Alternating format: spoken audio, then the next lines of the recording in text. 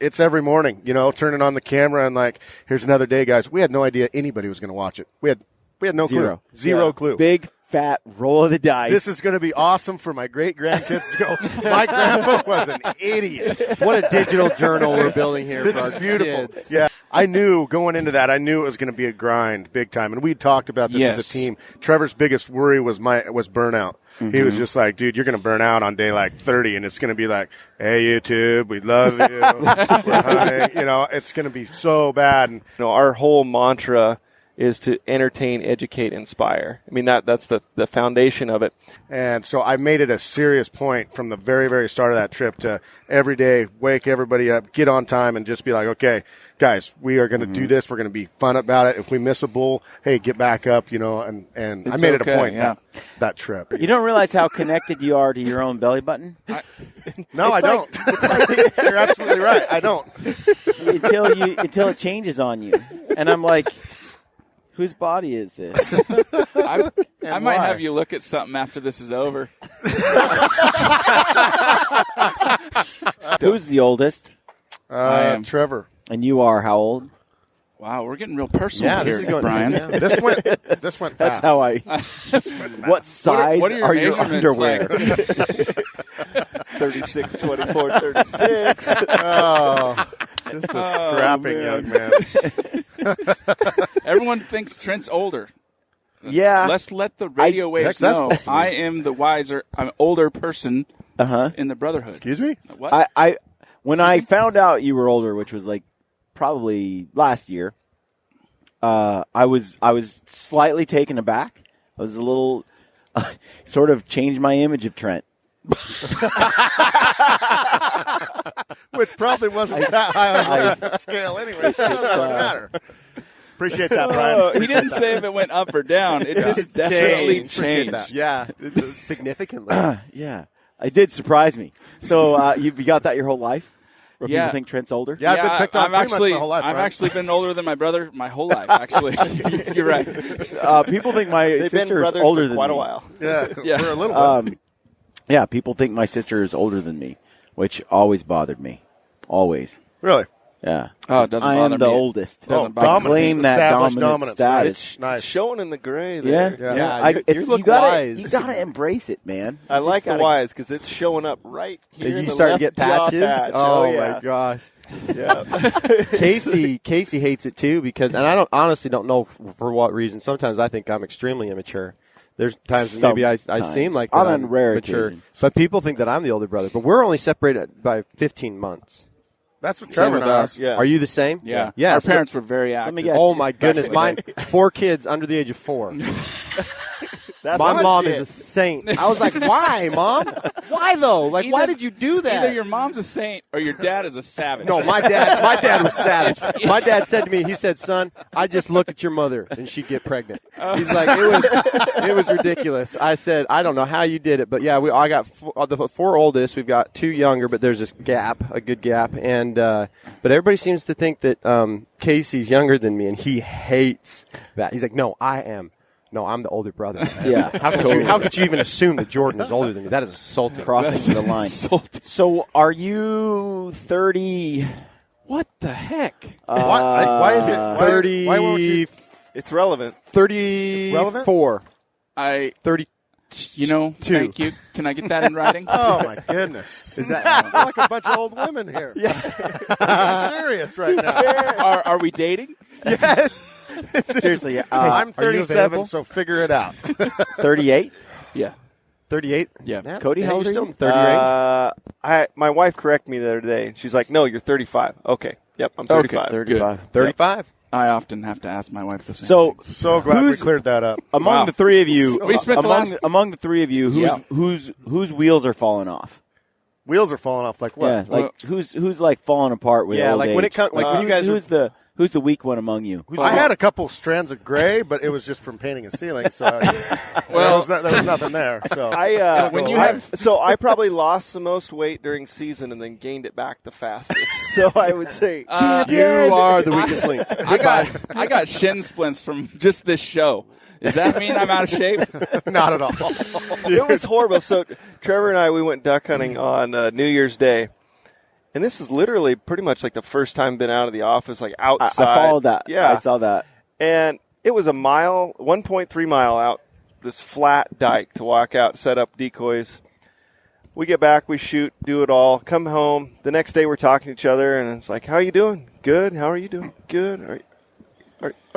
How do your legs feel? Like, I'm a little sore. Okay, good, because so am I. It was like, I can barely walk. it was the flat as this floor. We did like 4 miles total. Yeah. Literally, though. I blamed it on the wearing the waders. You know, it's like a little bulky. There you adds, go. You know, So It adds bulky, some weight. It's like a moose. So, jeez. Sorry.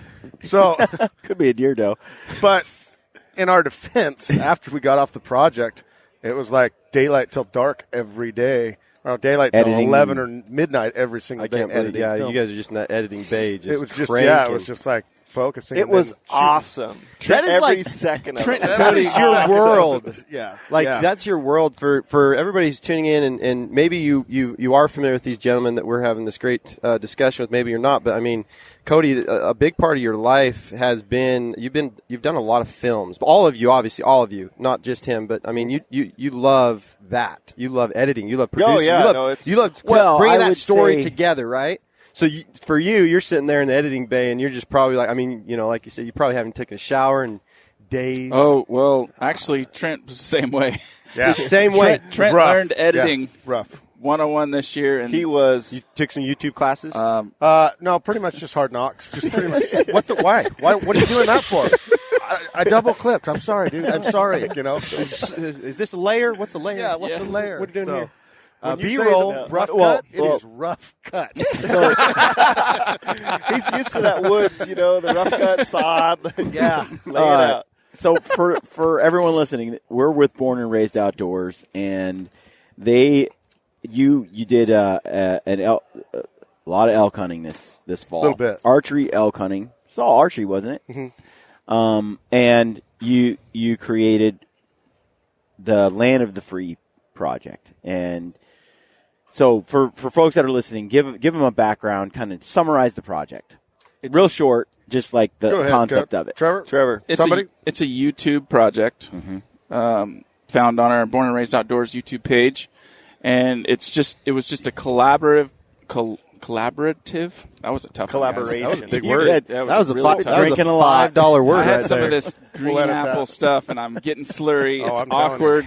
What did you give me, Jordan? That's actually supposed to ignite his brain. Anything he It's obviously doing the reverse. Obviously It's like does he have? melted. It's like Adderall. You take it, you either have ADD, you don't. You know, so it's like, does his brain need help? Yes. What is this saying So, to me? YouTube project. Yeah, it's a YouTube project where, for the longest time, there's been some people in the industry we've always wanted to just go on a hunt with them.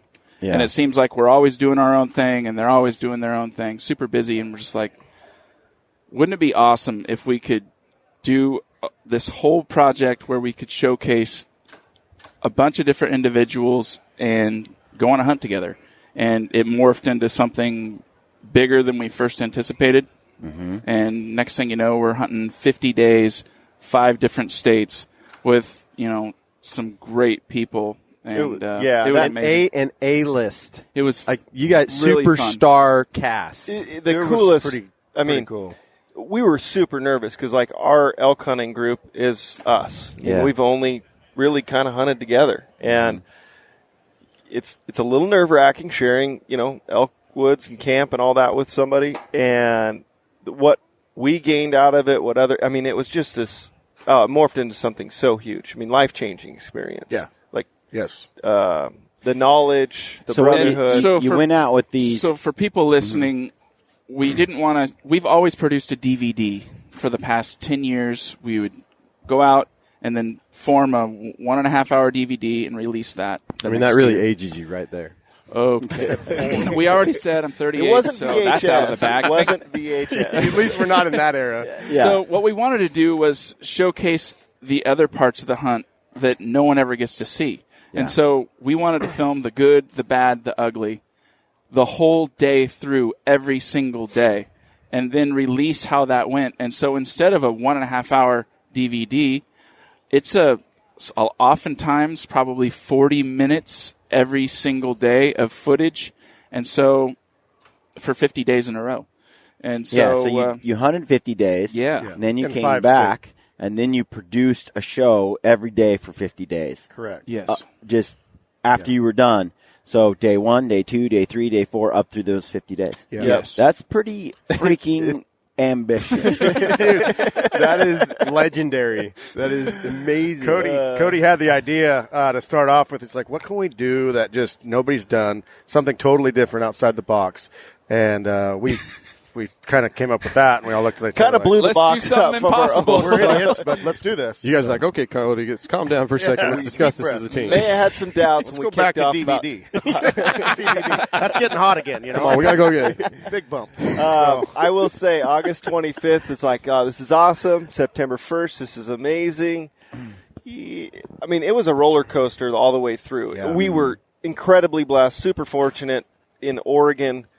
I mean, the way it all scripted out, not unscripted, and the way things unfolded was like day one, we kind of sat back like you literally couldn't have planned something like that or anticipated how it all started.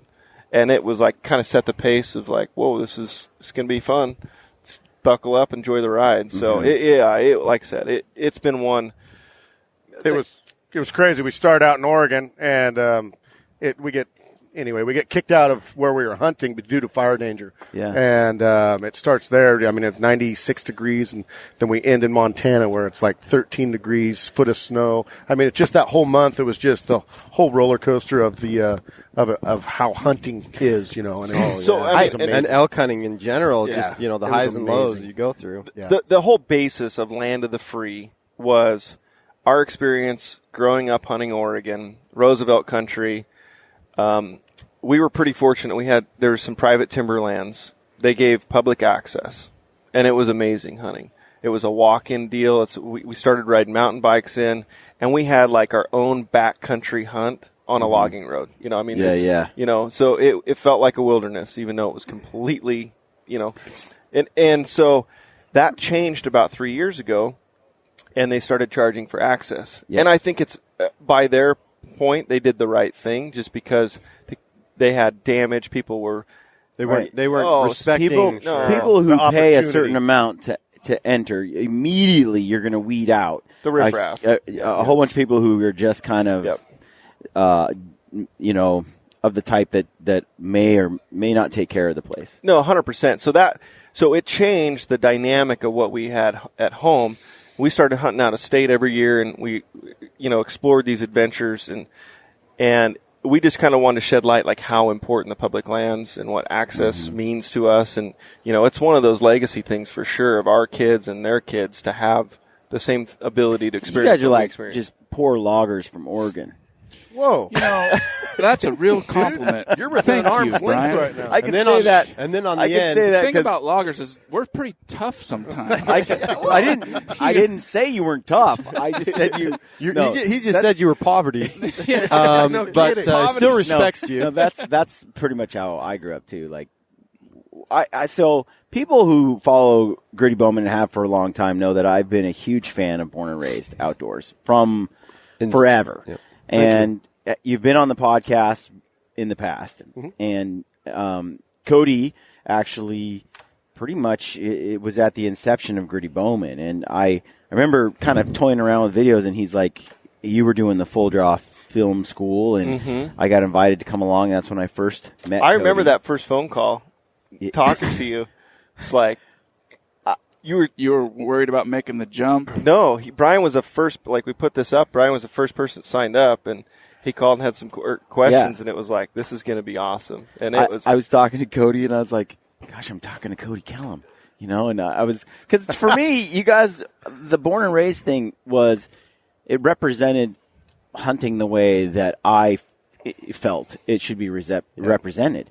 And it was just real, and a lot of the hunting videos and stuff that I had seen didn't reach me like your content did. It was so relatable. It was funny, but it was exciting. You got in close. You got the job done. You killed elk.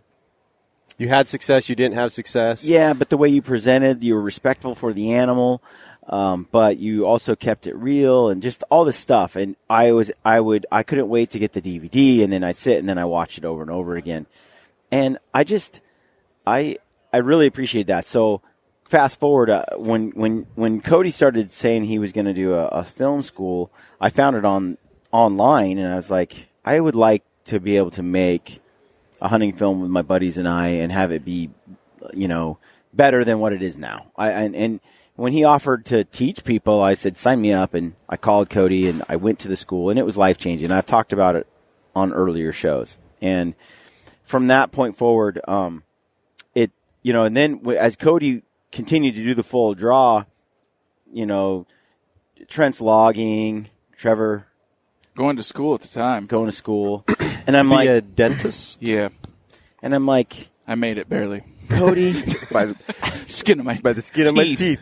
I was like, I kept saying, go back to doing Born and Raised like all full time, because I wanted selfishly more just Born and Raised, more of you guys, your brotherhood, going out and having an adventure. Yeah, Brian and I had talked about it because as the full draw film tour was going on and things were happening there, I was like, man, I really don't care about any of the other films. I just want to get to the Born and Raised film. Like that was the epicenter for me, and that's not enough. I need more of this. Kind of the cold hard truth. And anybody who's watching this, please don't take offense that I didn't enjoy your films. I loved your films, and those were amazing films. I appreciate his films. They pumped me up, son. But I wanted more. I guess is why. So when Brian was like, "Yeah, man, like those Born and Raised guys, like that, I want more from them. They're not giving us enough. I feel depleted in my consumption." You guys went from a DVD to like a 12-minute film. Yeah. I'm like, this sucks. Yeah. Like, I liked the full draw. The film didn't suck.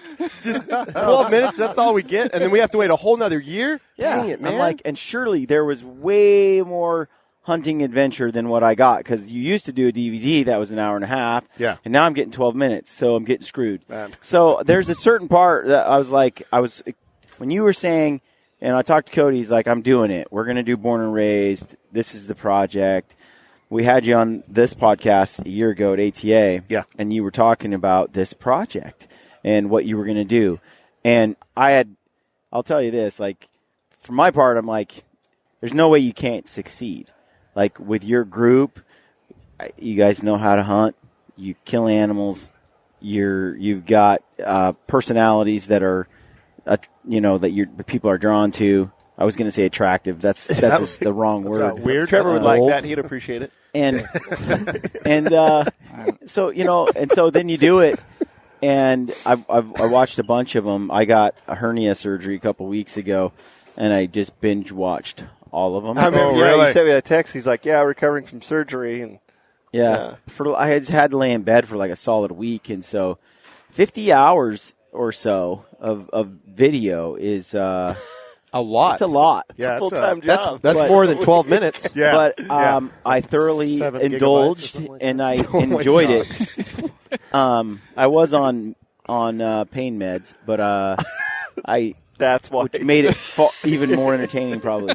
And the good thing that came out of that for Brian wasn't just the fact that the pain meds, but he went from an outie belly button to an innie too. It's true. I think we should really weird. I feel like don't comb over that else's body. Big step for you. You don't realize how connected you are to your own belly button? No, I don't. You're absolutely right. I don't. Until it changes on you. And I'm like, whose body is this? I might have you look at something after this is over. Okay. Wow. Something forming here that it's new. Yeah. No, we'll talk about it later. Yeah. Well, I'm glad that got real weird. Recovered. Yeah, I watched 50 hours of it. So I wanted to get on here and chat with you guys about it. So, Trent, let's start with you. Yeah. Okay. What hunt out of all of them? What was the highlight of the trip? And you guys do a little highlight film afterward. Like for you, what was kind of special? It was share pretty on neat. The podcast. It was pretty neat just being there the whole time. So Kody had a brand new kid, and he couldn't stay the whole time. Trevor came in for Idaho. Steve came in for Montana. So everybody was there for certain states. But it was neat being the whole The whole time, away from the family for 53 days was tough. Oh my gosh, it was life-saving. It was tough, How man. did the family handle this? Good. So Kody and I went full time on this, and we knew if we're going to do this right, we had to jump in both feet. And family was super behind both of us. They're just like, hey, if you guys go make this awesome, we'll be here when you get back. So it was pretty cool how all that went and how it all turned out in the end. And the family was awesome. We were hunting at such elevations a lot of the times that I actually would be able to get cell service because we were over 10,000 feet a lot. And so it was pretty cool that I could get cell service, call home, say, hey, how's it going? So I had that communication, and that helped a lot because if I didn't have that, it would have been and the a lot in-reach, like, rougher. otherwise we'd text every day Yes. home and have that communication. Have that contact. And before this whole project started, we actually met with each of our wives, and we got together as a group and met in my living room. Like a big session. therapy session. Almost it was exactly a year ago. Yeah, there was Yeah. tear shed. Yeah, it was no kids. Coming home from ATA, we sat on an airplane, and that flight home was life-changing. Yes. It was like we've been brothers for 10 years, 11 years before that for Born and Raised, but we totally, we still had boundaries up a little bit. That flight home, we just poured our heart out of where we're at in life. I remember it was a Southwest flight, and it's, your own seating, right? And we had this horrible number because Kody didn't check us in early. Yeah, because it was my responsibility. Cody does everything. Daddy for didn't us, take actually. care the conduit to everything that you do. And so at the last second, Kody said, we can pay $25 each, and we could get a better number, and we could sit together on the plane ride back. And At that point, we didn't all have 25. Let's be 100% honest. Trevor, can you pay for the upgrade? It was things. This hasn't always been just a glory ride. This has been a grind, and so we paid the $75 and sat together. And on that flight, it was just like something happened. It was pretty cool. So we got Wait a home. minute. Wait a minute. Why on that flight? You guys have been talking about it forever. You come to ATA. Yeah. I'm talking about while you're here in the hotel. Really, you guys probably partied too much to really sit down and talk. So what the goal was coming into ATA last year was so I could take off. Cody was going to join. He was going to still do what he was doing before. Yeah, because I still own Full Draw Which at the was Full time. Draw. And so it was a weird transition for me in life. Am I doing Full Draw? Am I selling it? Am I? There was a lot of unknowns. And I remember you calling me about that, just asking for some advice. Like, dude, Jordan, I've got this I'm pigeon. What should I do? I've got this thing here, and I've got this thing here. And you made the right decision and the right call, and I know what. Yeah, so I'm basically through some of these meetings. Dump it. Yeah, we all Born and were raised. Born and raised. Longer than 12 minutes. Longer than 12 minutes. I don't care. I don't care if it puts you into poverty. Do it. Well, obviously, you already called us poor. Yeah. Thanks, Brian. Put us back there.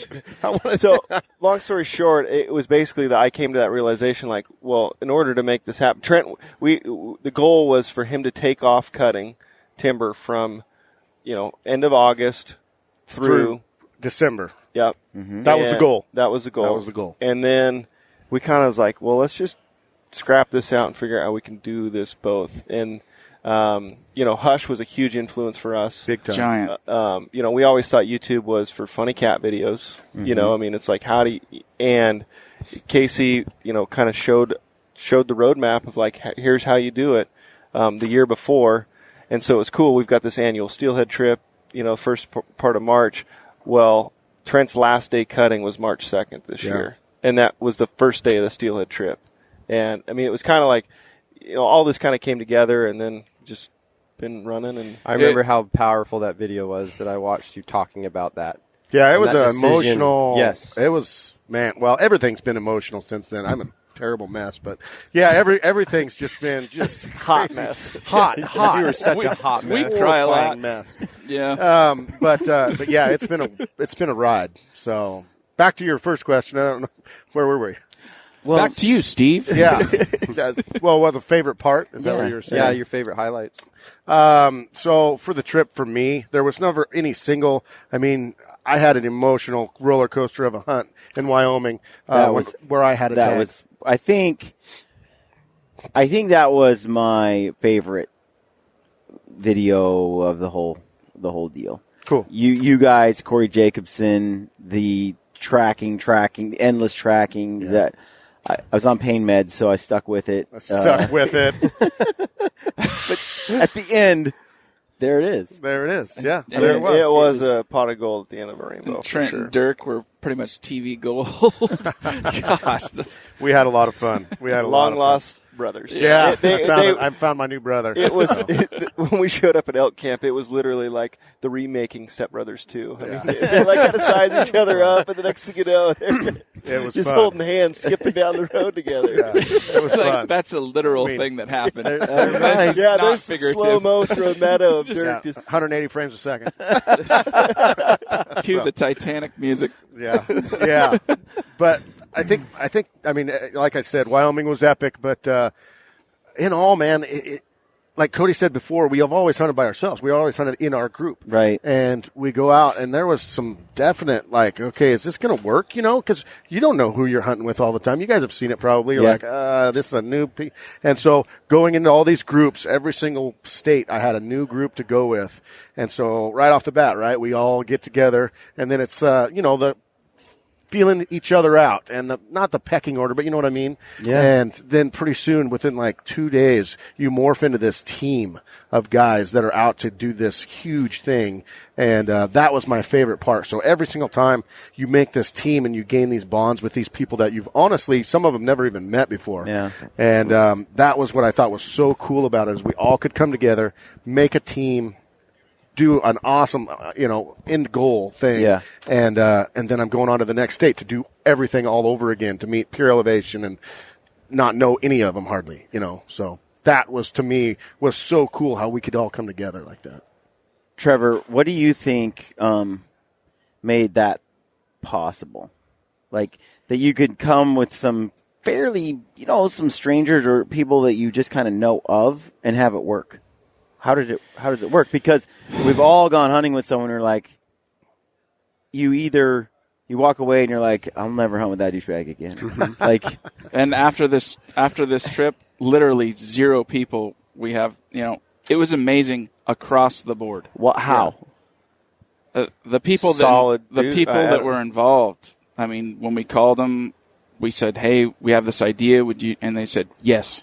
Every single And one of them. And it that- didn't matter. It was like, yes. That was It was amazing. Kind of what I'm getting at. Like, what kind of people did you collaborate with? well. We've been talking. Like, how did you know who and what were you thinking? Like, you could have picked a lot of different people.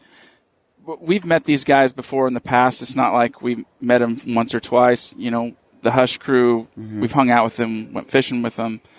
Corey, we've hung out with him at archery shoots and stuff. And I remember we talked about going on a hunt.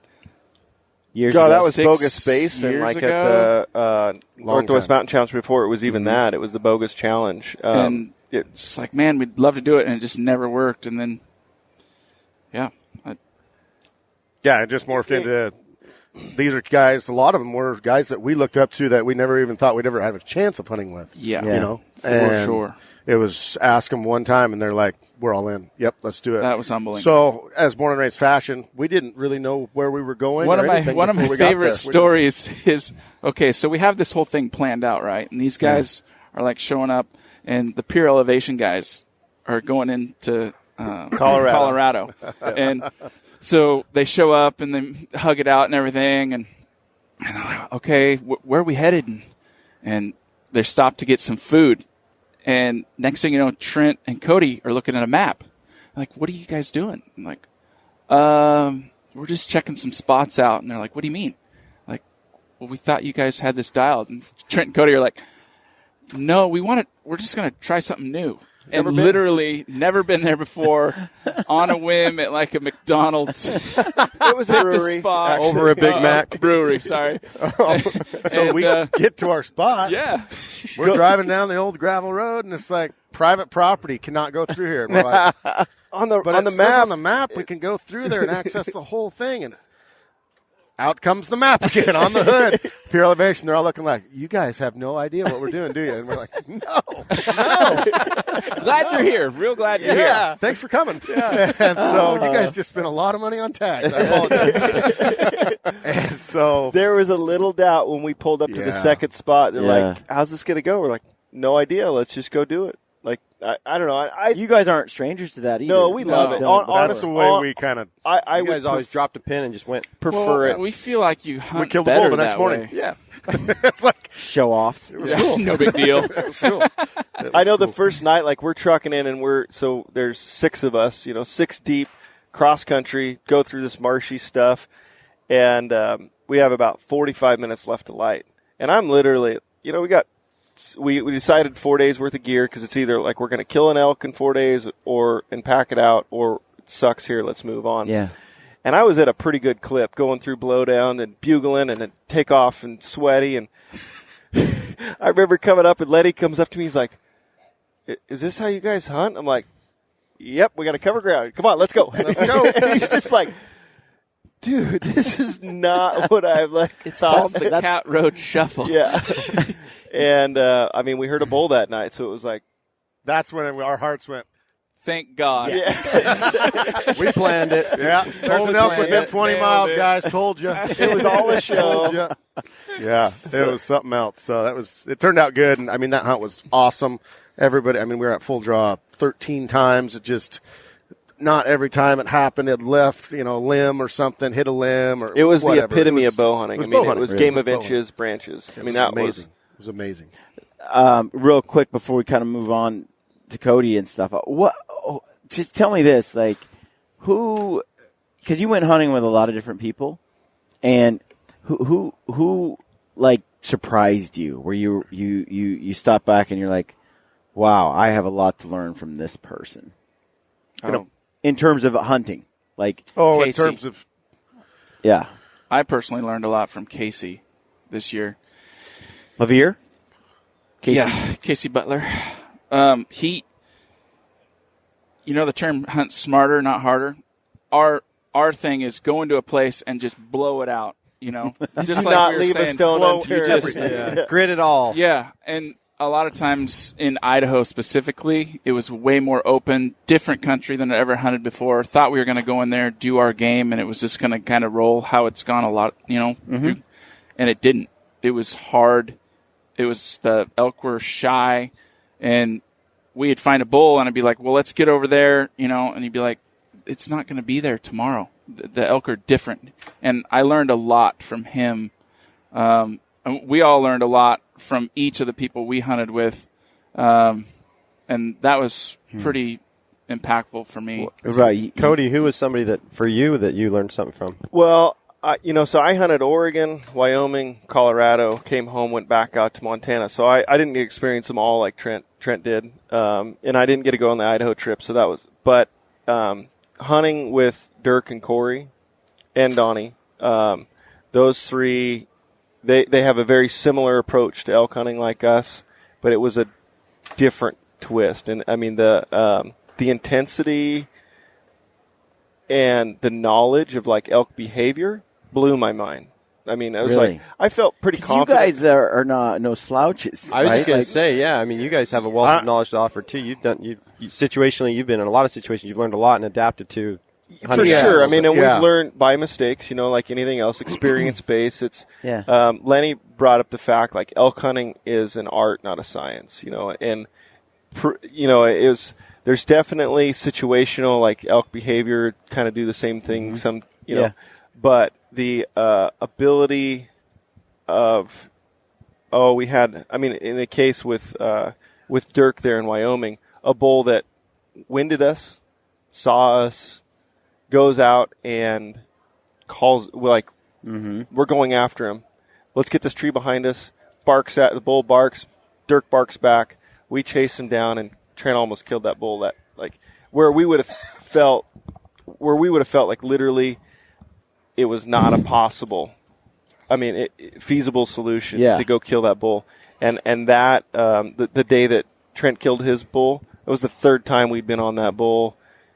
In the middle of wide open, and all of a sudden you break a barrier that's like, hey, Corey's like, if we get up here on this ridge, it could happen. And it literally went from this bull playing cat and mouse for an hour to in 1 minute was 19 yards away. And he was spooked. He'd seen him draw. So that the aggressiveness, the attitude, the emotion of how they called and all that. It was their knowledge was something else.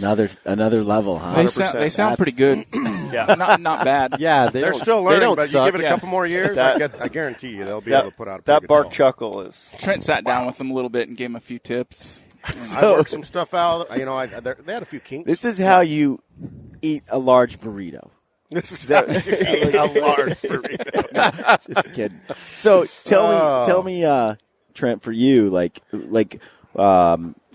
an individual that you learned from, or that you were really like, wow, this blew my mind. Oh man! So I mean, Kody said Dirk and Donnie and Corey. I'm sitting right here. There were so many. Yeah, Trevor had nothing.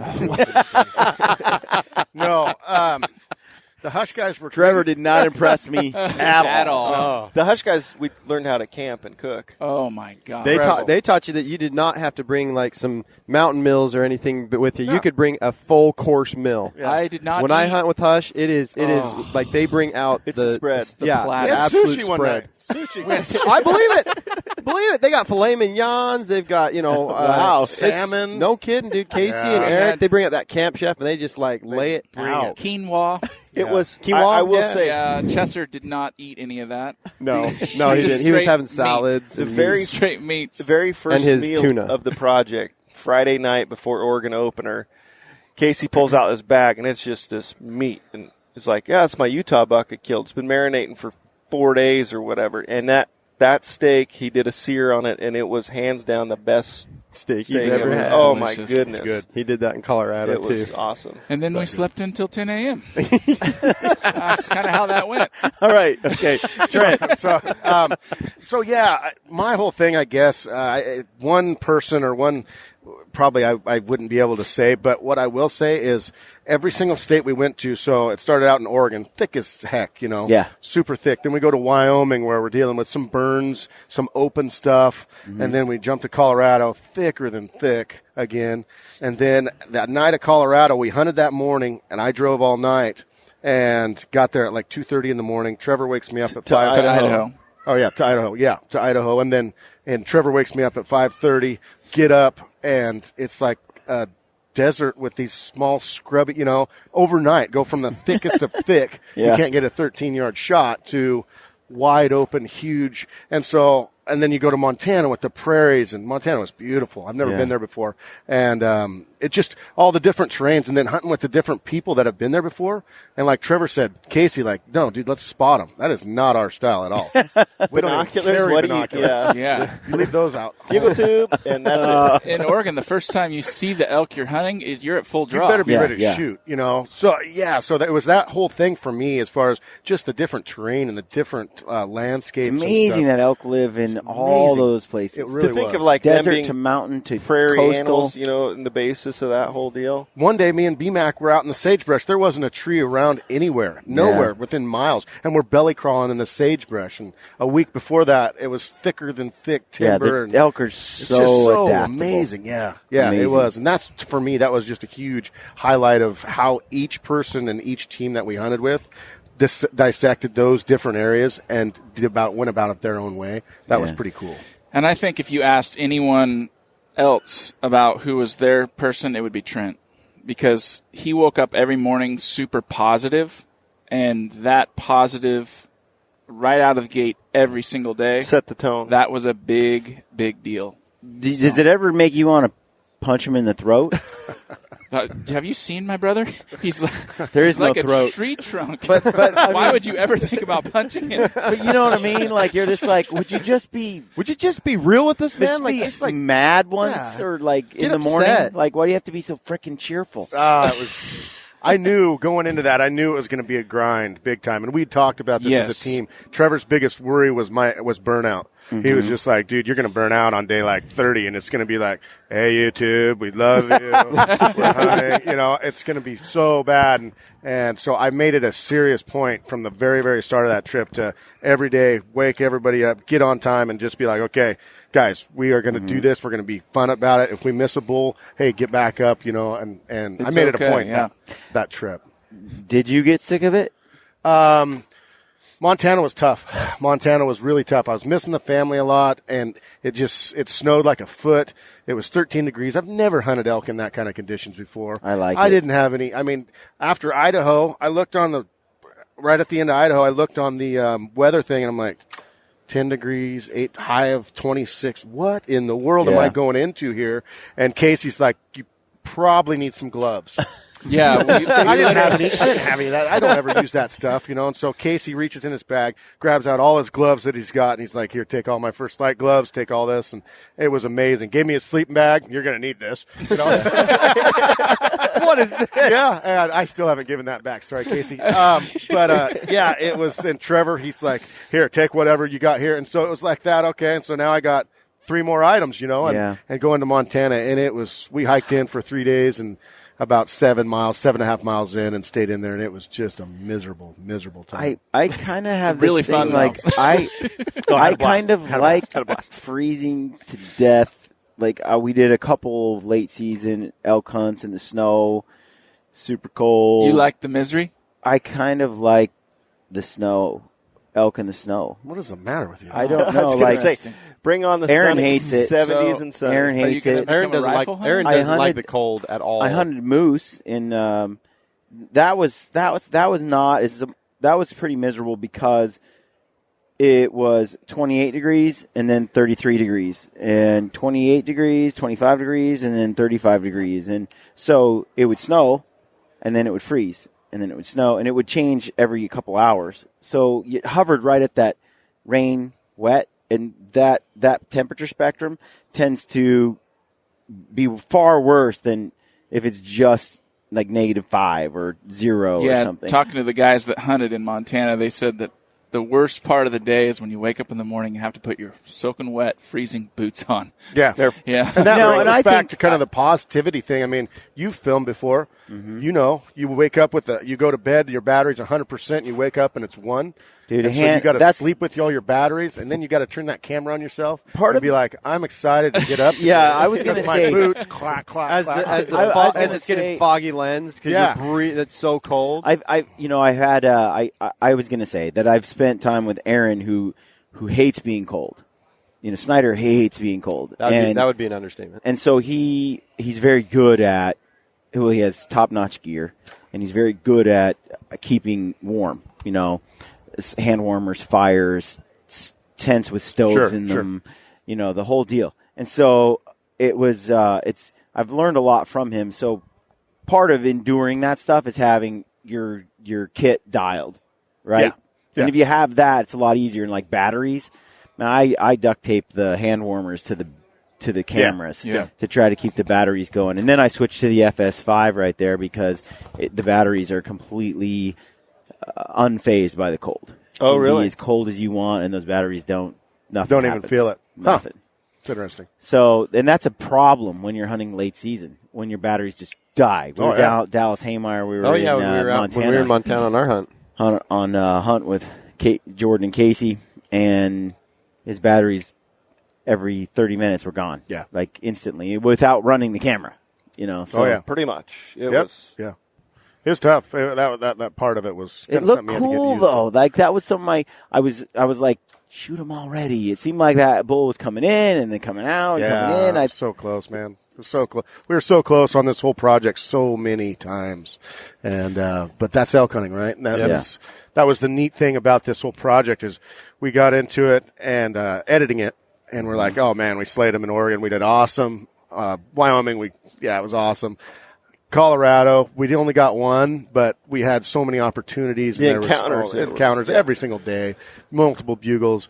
Idaho was cool. We got to see them because it was a visual thing at that point. And then Montana was like the Phelps crew. We all got there, and it was like rough. That was rough. Yeah, and I'm like, is people going to stick with us through this? That was Kody and I's biggest worry, and it was just the viewership from there. It went actually up because they were feeling the same thing, They have hunted before and struggled. The struggle, the relatability. It was awesome. What's cool about that too is for those that have, you're describing these hunts in places like Wyoming where you're like, wow, total glory, dream. extreme. Yeah, tag out 4 Yeah. people in 6 days, Yeah. 7 days. Then you go to Montana and you're like, haven't seen an elk for like 3 days, right? It's like, and they're like, well, if this can happen to, born and raised, then I shouldn't feel so bad. And I've learned I'll go to someplace one year and we'll slay them. And we'll go back the next year and we won't see hardly anything. Yeah. And it's not that you're a failure. That's why honestly love hunting new country, because you've experienced it before, right? So you have certain expectations. If you've been there before and it was tough, but it worked out, and you come there and it's lights out, but if it was good there before, you have these expectations of what it's going to be. So the mental side of it, when you come into it, the first day or two was not the same experience, or like, man, it seemed like they were bugling more, there was more rubs or whatever. All of a sudden, like, your intensity level, I think, kind of changes in the direction. So it's we love hunting that fresh new country, and it's like you want to go see what's over the next ridge, or it's just the next. It could be the next honey hole per se. The Oregon hunt, BMAX bull, is like one of my favorites of the film of your series, and I think. Partly because it's just a cool bull. I mean, it's beautiful such a country stud bull, and I just like Roosevelt elk. Yeah. And then the way it comes in, you're thinking it's here, but then it comes here, goes in the middle of the wide meadow. Open. I wish the problem, like, unfortunately, we couldn't. I didn't get the footage to do that whole situation justice, because when that thing walks out, he's just got this strut to him that's just. You see enough, boom, dude. You see boom. enough. You can see it. It's a cool. And then he didn't stop him, did he? No. He didn't stop him. So, and that's another thing that has come up a few times this year in conversations with a lot of different people. Like Logan, we had Logan from Rockhouse Motions last night. Oh, yeah. She was describing how the elk was walking, and she took that shot while it was on the walk. Yeah. And she's like, I didn't realize how much an elk can move with one step. 14, unbelievable. Inches, 20 inches. And so, when he didn't stop him and he shot him, I was like, what? Oh no! Like, where? I wonder what happened. It's hard to tell, right? And then there's that drama behind it and stuff, but. Then you find it, dude, and it's like it was dramatic. You guys were trying to see it right on the film, but you couldn't quite. Well, we went clear back. We hiked out 3 miles. Went clear back to the pickup so we could put it on a bigger screen. Yeah, on the laptop. Because, I mean, the thing about it is, like, the blood trail was the best blood trail I've seen. Everywhere. But there was some mysteries behind it, because it was only bleeding out the right side. Impact was on the left. So we're like, how, what, is it Didn't now? make any sense. But the sound of it was the perfect, the pumpkin hollow. So it's like, okay, was that?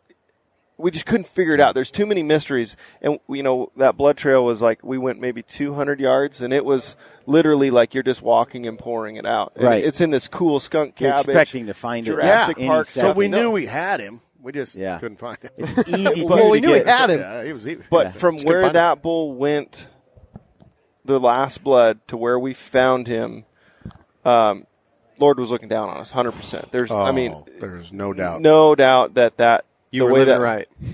Yeah. Yes. I mean, and it kind of like opened our eyes a little bit on what an elk will do, and it's like, if they're hit hard, they're not going to go uphill. They'll go downhill. They'll go to water. That bull literally, there was points on that blood trail, hands and knees, crawling under enough stuff. Once we got back on it, and straight up a mountain through the thickest thick, down the other. I mean, like, there was definitely some, you always try to keep that positivity for the guy, because, being in that position, if someone else is showing doubt, or, that this is. Last thing you need to hear. You got to keep morale high. Yeah. So, when when you guys found that and yelled it, it was just like this melt, Everyone. It was an emotional one. Yeah, we cried. Another one of we those. may or may not have cried. That was we had this series of questions we were asking. Everyone kind of sat down on these interviews. One question was, how many times is Trent going to cry on this trip? 0, I'm a man. I've never cried once in my life. The same thing happened that I thought was interesting was Trent's bull. And, you guys track that, what seems like, how many miles? It was, I think, straight up a mile, right at a mile. And I think what you were describing was, first of all, it was going uphill. Straight up. It climbed 1,500 feet. Steep. But based on the shot, you were saying that because of the gravity, maybe it didn't choke out or die as quickly as it would have if it had gone. Exactly. Like it didn't like to go downhill because it could feel a problem. What was the theory on that?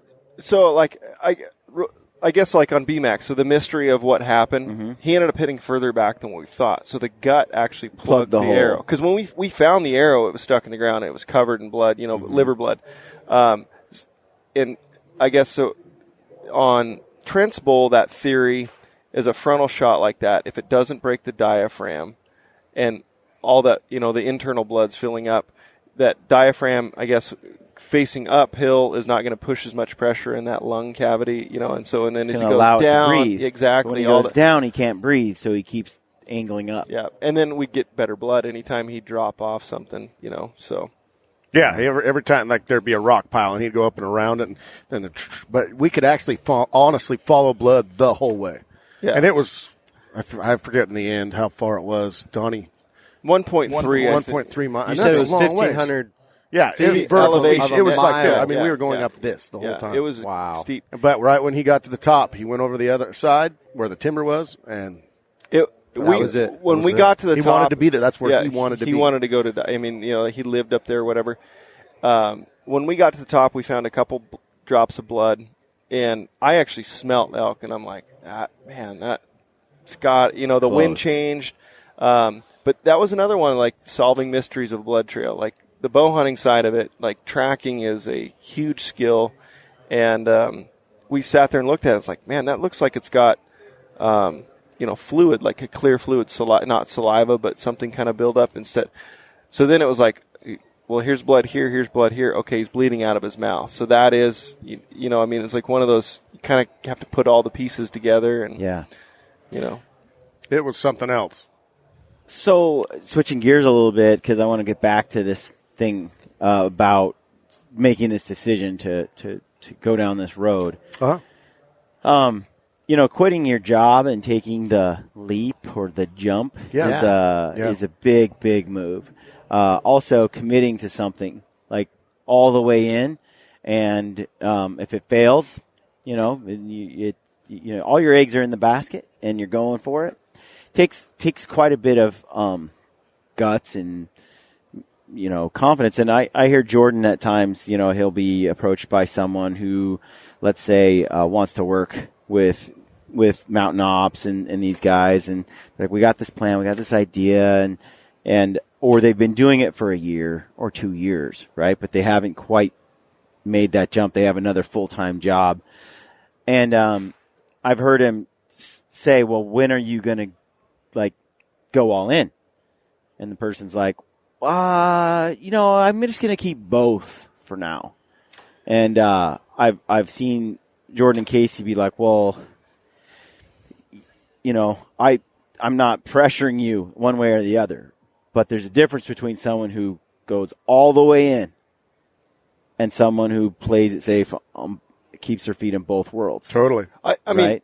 And not to knock them, but there's a difference in making it work. In fact, I still remember at ATA last year, you and I talking. Yep. And we had, I have to say this. I feel super bummed that Mountain Ups missed out on this land of the free opportunity. I have a brother who I love dearly. I love my brother dearly.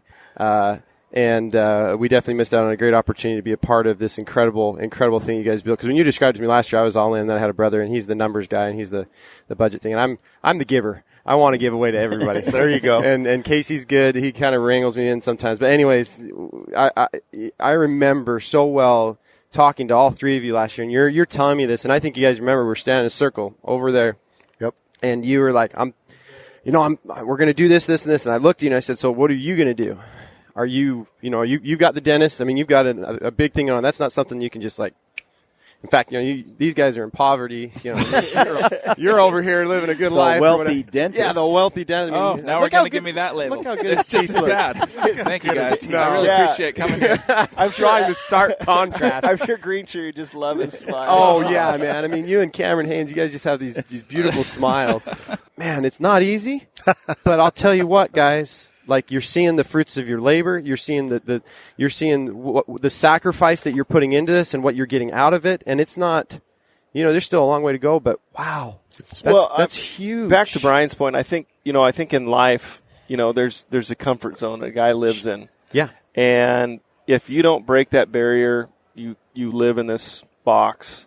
And until you are willing to have the ability to accept failure, or and you no longer have the fear of failure, that box gets bigger, and you start breaking the boundaries on that thing, and then you live life fully. I think, and that's so. Not only that, I think that carries over in your family life, work life, hunting. And that was a big thing that we've. Our whole mantra is to entertain, educate, inspire. I mean, that's the foundation of it, and when we've throughout this project, it's like, you guys can come do this. Like, this is literally, it's not a draw tag. It's not, really, it's not expensive. I think when we sat down and put the budget together, what you look at your costs? We didn't have a budget. It's not that much money. we had no money. We didn't have any money. We didn't have any money. Actually, Brian was really there when he called us very poor. We were making shirts and hats, but nobody was buying them. Yeah. Now we're sold out. Yeah. But that whole thing, I we want to encourage people that this is completely doable. And I think a lot of people have this fear of failure. They have to go to a spot that someone's been before or anything like this instead of just go experience it yourself. You make your own learning mistakes, learn from it, gain that experience, gain the knowledge, adjust. And I think it carries over completely to life and how you live and what you do. So, what my greatest fear is? Unfulfilled potential. 100%. All of us have fears. I mean, that. Oh, dude! If you don't, you're not living. No, fear, if you don't, fear is also a driver of life and living. You think that each of us here, every single person here that's with us and us on this podcast, everyone else has potential. It's if we grab that and fulfill that, reaching for your potential. 100%. And that comes with great sacrifice. That comes with no small. I always tell people, don't just take risks just to take them. Because you hear entrepreneurship or different things. People are like risk for reward. And I say, yeah, risks. But be calculated. 100%. Be very calculated in your in your risk taking. But man, there is such great reward on the other side, and that's why when I was talking to Kody, I was talking to you on the phone just a couple weeks before we got here, and I was just following up with you. Hadn't talked to you in a long time, and just telling you just how freaking proud I was of you guys. And I mean, I don't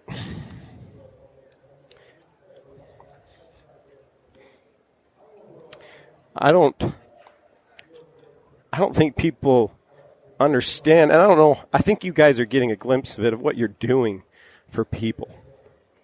And I say this all the time. I'm crybaby too. No, I'm worse. I say this all the time, but we live in an amazing society. We have a beautiful community that we're a part of. And now more than ever in this time that we've kind of surpassed DVDs. We're past DVD. We're in a digital. We're the old guys. We're in a digital era now. Everything comes back around. Eric Chester and I were sitting down. We were both kind of crying together, and we were actually talking about you guys and about Hush and about Mountain Ops and about Gritty Bowmen, and we were kind of having just this discussion because it's kind of fun when you look at it. Like we all kind of, I'd say the last 4 years has been a big change, huge change in just the perception of our industry, where it is headed, where it is going. You guys are a big component of that now with what you're doing because of the decisions that you've made. But what I love and what I have seen from your work and what I've seen is not just the quality of the filming and the camaraderie and all that, but the lives and the comments and the people that are truly being inspired by you and the humility on each of your part to recognize that you started this as a thing to as you said, Kody, educate and entertain, educate, and inspire. And the inspiring part is happening. You guys are truly helping people to see that this is possible. You said, Kody, that this is doable. It's not easy, but it's doable. There's work. You got to. But when Brian brought that up, I always tell people, be calculated, make good choices, and in your risk taking. But it's hard to serve two masters. The scriptures even talk about that. No man can serve two masters. You kind of have to go all in and do it if you want to win and succeed at it. And you guys are doing it. You guys have such a beautiful team. And so I get emotional, but I'm happy for you. And I love the success. I love the story. Thank you. I'm glad you talked about that, because one of the biggest things for us, the most powerful thing for us, is the people that we've got to communicate with. Social media is often not social. And it's been amazing to be able to interact on a personal level with all of these people through YouTube, Instagram, Facebook, all those things, and have a conversation. And that's one of the things we can't really talk about much because I get really emotional. Yeah. So the feedback has just been when you can go out with guys. I think that's what touched us so much, is when you can go out and sometimes you do get a bad shot, right? Sometimes you do hit one in the shoulder blade. I wounded an animal this year, and I was just like, you know what? I'm going to get ripped apart, but this was real. This is exactly what happened, and we're showing the good, the bad, and the ugly, and this is real bow hunting. And there wasn't one negative comment out of 500? I don't know how many comments there was. I mean, there wasn't one. Every single one of them was, I'm pulling for you, Trent. You got this, and it was like the positivity. That community was just incredible. Mind-blowing. We all came together, it was all positive. Everybody came together instead of, man, I can't believe you shot that. Man, I can't believe you must feel terrible. It was like, Trent, get your head up, man. You got this. I did this one. And then my emails the next day was just, bombed just with, hey, man, how you handled that, what you did. I did that last year in Colorado, or I did that here, and just that interaction of these people were just mind-blowing. I think what that always comes back to for me is when you're doing good, or you have a purpose, or you have a goal, or whatever it is. It always, and we talk about this often. I sound like a broken record sometimes, but it always comes back to your why. I think that when you have that kind of why, the leap isn't as intimidating often. There's a Japanese proverb. I was in Japan for a couple of years, and there's a Japanese proverb. Since the first time I heard it, it's been in my mind. Hey, he lived in Japan for 2 years, right? Japanese are amazing, and it's been a while since I've. You can say it different ways, but it's koketsu ni irazunba kojuoezu, which means literally, if you do not enter the tiger's cave, you will not catch its cub. That's violent. Could you follow? Wow. Thanks, really. That escalated fast. That really got out of hand fast. Which means nothing ventured, nothing gained. Yeah, totally. And I think that, for you guys, like nothing ventured, nothing gained. That's a truism in everything we do in this life. And if you play it safe and you don't take those chances and you don't go for the gold, then you don't get the gain. Like it takes willingness to risk. And so I'm curious, Trent, as you made this decision, what were the risks that you saw, and how did you frame them to give yourself the willpower to say, to do it? I'm going to do it. To be totally honest with you, and this might get emotional again, Kody, honestly, I put all my faith and all my trust in him, honestly. And he's the one that said, honestly, Trent, hey, you can, you can quit. You can do this. What the hell you guys doing to me? Here, let me pinch you. Anyway, he's this. the one that said. I'm so sorry, man. This is on me. Cody's the one that said, hey, man, you can do this. Quit your job. You're done this next month. At the end of this month, you're done. And I put my faith in him more than anything. And he's the one that honestly hands down, no questions asked. Yeah, was it hard? Was it hard going, yeah, honey, don't worry, it'll be here. It'll be here. Yeah. Yeah. I don't think I was just and that was even more stress on him because he's like, I guarantee you right now he's going, yeah, honey, don't worry, it'll be here. And it was stressful times, but Kody, hands down, bar none, he's the one that made all that happen. I can't tell you how many times I've had that conversation with people and then to see them too afraid to do it. Well, like, you can do it, and they don't. They're like, no, I can't. I'm sorry, I can't tough. do it. Yeah. Security is and it's like so it breaks tough, my heart man. because I'm so sure they could have done it. Yeah. And they didn't. And it goes back to the core. It's like trying to help people break any kind of boundaries down. These false, and it's like, how secure is a job? That company could go out of business to my company. The day my company outsourced, it's like 500 jobs to India. Yeah. To IT jobs, and they kept like 18 of us. And I didn't know if I was on the block or not. Fortunately, I got to be one of those 18. But when they chopped it, I was like, this job that was all secure, college, career, all this stuff, it was gone overnight. And I saw people completely fall apart. Marriages end, like all this stuff, because they had staked their whole life on this security that wasn't really security. Yeah. Like, it ended like that. So that was a real paradigm shift for me, because I realized that all the stuff that we kind of put up in our lives as these sort of safety nets, Sure.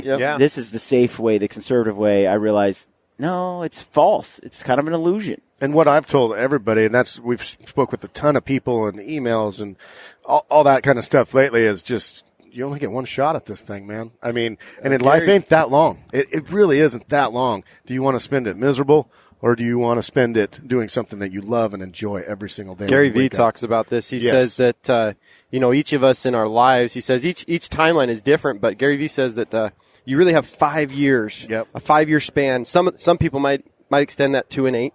They might be fortunate, and some might only have 3. But really, when you average it out, you have 5 years to really make that significant impact in your life, and that difference that will set the tone for the rest of your life. I believe he has a lot more swear words in there when he delivers that message. I kept that really churchy.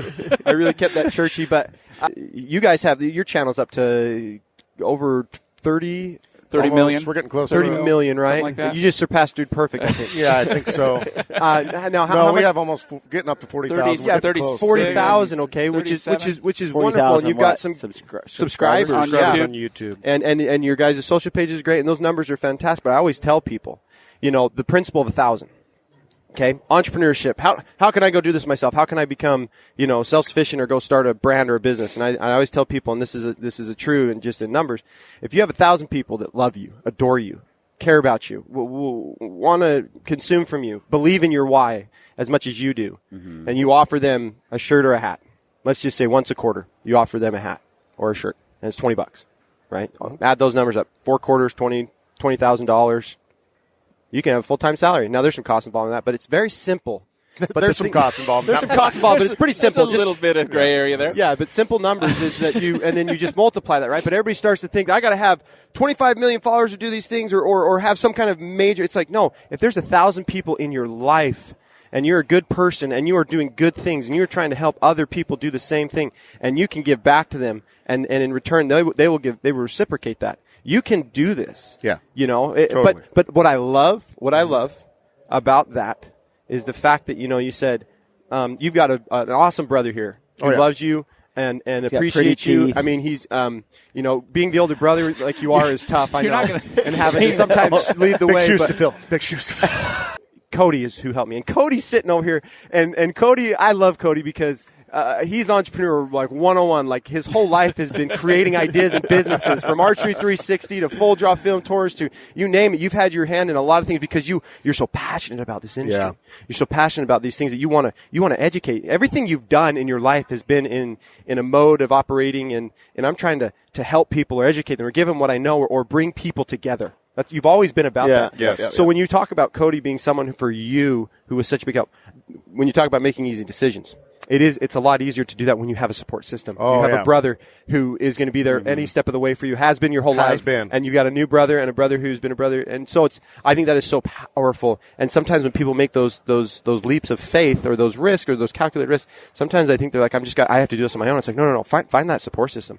You have opportunity, and don't let obstacles or fears inhibit you from achieving and reaching for your own full potential and living the American dream in this land of the free. Way to bring it back. And being born and raised in the outdoors, be anything to let you not fulfill your own dreams and your own desires. Absolutely. It is, and it's not about doing something in the industry. It's about just betterment of life and everyone. You know, I mean, whatever you're going to tackle, like, don't let it be this bigger than what it is. I mean, set a goal. I said something cheesy once. It was like, if you don't set a go ahead. A goal not written down is only a wish. No, if you don't set a goal, you can't achieve it. You know, I mean, so it's like if you don't have that North Star where you're going, like, you're gonna wander. You know, and it's just, I don't know. Yeah. 100%. As you guys went through this process and you're building this thing and you make the leap and you're filming and then later you're producing the 50 days, which I love because a lot of people look at what somebody like myself produces or even you and your films and stuff, but they often don't see the work behind it. You know, it's like I wish I could just talk to people all day and get paid, you know, like with Gritty Bowmen, right? Sure. And it's like, well, there's a lot of production that happens and a lot of sacrifice that helps bring it all together. And it's different for everybody, right? But there's what I liked about this, and I talked to Kody on the phone about it, is when you did the 50 days of production, every day at like 5 o'clock was the goal to have it published. 5 p.m. Pacific Standard Time. That was so fun to watch you guys. Your guys' internet sucked. Every day people were able to, they knew you were grinding on that day's content to get it up that day. Yeah. And you have lives and kids and wives and all this stuff on top of it. You guys have real lives. Right? And so people got to see the struggle, the actual hours behind the desk doing the work, not just I got to go hunt with Dirk Durham and shoot big bulls. Yeah. Like they saw the other part. They got to go behind the curtain and see. It allowed them to, I think, appreciate what you're doing more because they see that it's not just hand-delivered like, this is easy. Like there was more hours in the production than there was in the hunt. 100%. Yeah. Way more hours. Yeah. And the whole thing morphed, you know, as we went. We did the hunt, and then we did this, and then we're starting to produce it, and then it was November 1st was the launch of this thing. Yeah. We had one in the can, one episode in the can. Boom, baby. I remember talking, we had a 2-week window. Way ahead. I was talking to BMAC, and I'm like, we're going to get 10 in the can and be ahead, you know, we can take some time off. Once you get that ball rolling, it don't stop. I've been there. Yeah. Yeah. So what I was trying to say is the uncut section. So it's a section at the end of the video that we decided to do November 1st. We went in at like 3:30 in the afternoon because it launched at 5. We had to have allow time for it to upload to YouTube. We went in the studio and we're like, we got to try to make something to where it's just a hunt recap, you know. Let's just do a little hunt recap. And that's what we did. And we said we're going to keep it 1 to 3 minutes long. Just going to go with that. And we did that the first time. And then the feedback started going. Right. Questions, interaction with people. And then they got kind of a feel on us, you know. Yep, this and we community, got to talk, family. We got to talk to him because there were so many questions the day before on our YouTube channel or our Facebook or whatever. So we got to try to answer those questions. Those you know, became some of the best parts. It was best parts for us. When a guy reached out and said, my girlfriend and I have been watching this every night, and I've been wanting to propose, and I've been trying to figure out a way. Will you guys read proposal and propose to her for me? And I was like, I said, yes, we will. Yes, we will. Trevor did, we will. We will do that right now. So I'll get ordained tonight. He threw that out to us, and it took about. I go, well, like, do you have a ring, and things like that, and it all came together. So we had to record a video and put it up there, and it was something else. It was fun. That's so right. It was so my question. She said yes, by the way. My question is, at what point in this process, as you're doing this, did it finally hit you like, this is going to work? Was it before you even started producing the films? No. So we go, and it's every morning, turning on the camera and like, here's another day, guys. We had no idea anybody was going to watch it. We had no clue. Zero clue. Big fat roll of the dice. This is going to be awesome for my great-grandkids to go, my grandpa was an idiot. What a digital journal we're building here. This for is our beautiful. kids. Yeah, and so. No idea, man. No idea. And so we went from there to the first day that we launched it. Steve Speck called and put him on speakerphone, and he goes, you guys don't have any idea, in 50 days, your guys' lives are going to be changed. And Kody and I still looked at each other like, yeah, I don't know, man. I mean, yeah, they're going to be changed. We're going to have less sleep. We're probably going to be miserable. Yeah. At least we'll have 200 people following us. My wife and kids will leave me, so I'll have more free time. This is going to be Thanks, awesome. Steve. No, and it could not have been more true. Yeah, I mean, the hunt and the journey changed was our life-changing. Then this community and meeting people and talking and engaging, it changed our lives 100%. Yeah. So a lot of that was by due to the uncuts, honestly. So was that like about 5 shows in, 10 shows in, 20 shows? You're like, okay, this is special. Yeah, it was the engagement. It was the interaction with people. It wasn't just the views. Yeah, you could look at the views and say we're doing great in views and crushing in that. You could say that, but it was the feedback and the people. I haven't done 50 days elk hunting. I can't relate to that. But I wanted to interact with them too. That is a dream. That's what's my goal, is to give back to them. And so I said, I'm going to create this shout-out thing. That was a monster all in itself, because it was just like, we'll get 2 or 3. This will be cool. And we'll say, hey, Tom and Gina, thank you. Yeah, that's awesome. It got to where it was just, hey, could you give my nephew's son's dog's turtle a shout-out? I'm like, oh, boy, here we go. And that never happened, actually. No, but it was so awesome. And it was our way. The dog's turtle. Okay. I didn't know dogs had turtles. Anyways. Yeah. Actually, that was a really fun part for us. It was because so then we awesome. got to see and interact with those people on a more personal level. Yeah. It's fun. I mean, getting to meet people. Or else, what's the point, right? Oh, True. I agree. What is the point? But what's the point of releasing a video? Right, that's the why behind it. And so what do you guys have planned going forward? What can everybody expect to see? Yes. What's the next step? So the cool thing is, like, this interaction. Mm-hmm. So January 23rd, we get to draw a name out of this mix, and we're going to take one of those people that put in fans, followers, engagement, and we're going to take them bear hunting. With spring. Us, fully filmed, the whole public land and the whole style. brotherhood side of it is like, well, we can't just take one person. Like, we want them to take their hunting partner.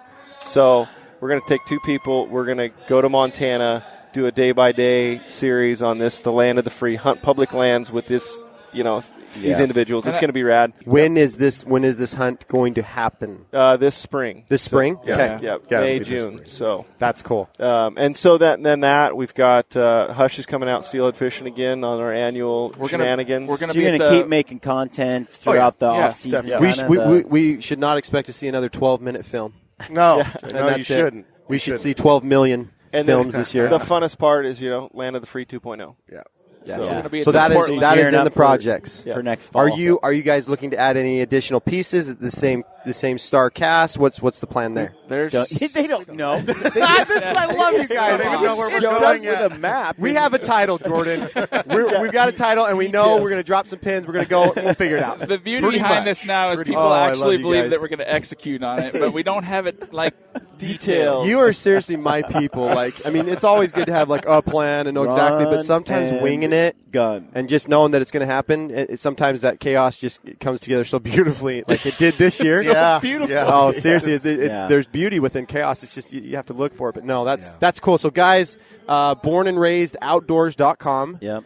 If you guys don't know Or these just on guys, at least YouTube. you know them now. You got to check them out. You got to go check out the follow them YouTube on series. Instagram, Yep. Facebook. And so let's also recap, if you're fans of Corey Jacobson and Elk 101, Yep. Elk101.com. you can watch those guys. If you're Phelps. Jason Phelps, Yes. you can watch Jason and The Hush and Crews twice. Hush Yeah, Hush is and on there. Boys. And Pure Elevation. Pure elevation. Pure Elevation. Yes. So make sure you guys go check out all of those Yep. guys. Some great It's a people. wild ride. I mean, that Man. Great people. If you guys have watched the Land of the Free series and are fans of that, we do have some gear on our website. Yeah. So Yes, these guys. That's a pretty Again, guys, they're stellar living hat in you've got on. poverty.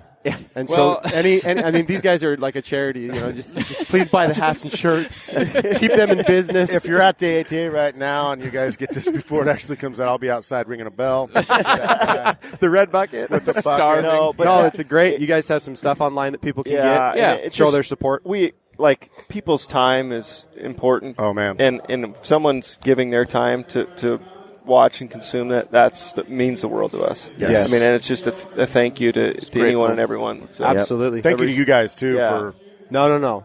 Thank you. Thank you. Yeah, dude. You guys are very much. big fans.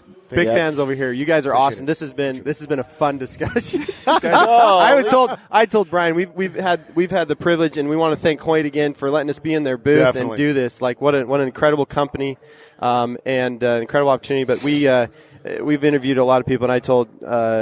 We tried getting Hush on here yesterday, but that didn't work out, unfortunately. But I was really excited to have you guys on and to be a part of the discussion with Brian Thank and you you. guys because you guys are so fun. So This has was been pretty much awesome. like the epitome of a roller coaster bow hunt. We had these laughs as high. Next thing you know, Yeah. It's good stuff. It It's all happens. good. Great. It's like the bromance. the confession. It's Yeah. the bromance. And I love that you guys call it #bro hunt. Like it's born and raised outdoor hunt, but it's like, hey, it's a bro hunt. Like, Yeah. it's good times. Yeah. No, All right, Sweet. guys. Thank for you coming guys on. very Let's much. really appreciate it. Keep it Thank up. you so much. Keep it up. as Stay- always, stay gritty. don't be dead weight. Positivity always wins the day. You're welcome.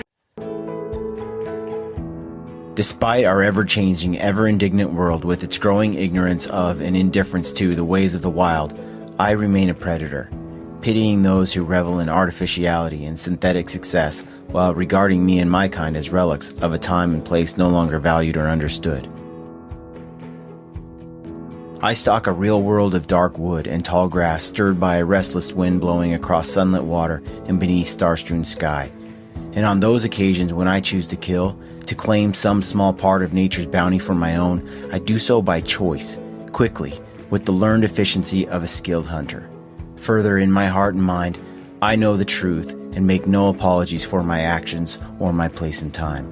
Others around me may opt to eat only plants, nuts, and fruits. Still others may employ faceless strangers to procure their meats, their leather, their feathers, and all those niceties and necessities of life. Such is their right, of course, and I wish them well. All I ask in return is no one begrudge me, and all of us who may answer the primordial stirrings within our hunters' souls, my right to do some of these things myself.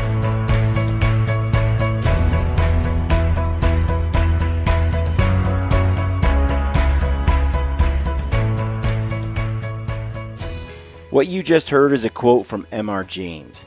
We truly live in a world that is largely ignorant and indifferent to the ways of the wild. And although some regard us as relics of a time and place no longer valued or understood, we have the opportunity to change the way these people view the hunter and the hunt. We can share our experiences and nature's bounty with those who employ these faceless strangers. And by so doing, we make a difference, not just for ourselves, but for the wild animals and the wild places we care so deeply about. Never stop sharing your passion for hunting and the outdoors. Our wild animals and our wild places depend on it. This is Ty Stubblefield, and you're listening to the Gritty Bowmen. Gritty Bowmen. I got my Why backpack. is There it is. every time I put these on, I just want to start singing, my milkshake brings all the boys to the I knew that was coming out. I'm better than you. I can be doop, doop, doop, doop. Something like that. Why would This is on, right? Because I I don't don't know. want to lose that soundtrack right there. Oh. the goodie bag. What are we doing here? It's literally like a drug dealer like pulls out a Ziploc bag. Hey guys, let me get in my backpack here. Do you need to pick me up? How much money you got?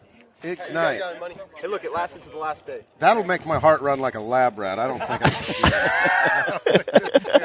It scares the heck That's out what of me. we want on camera.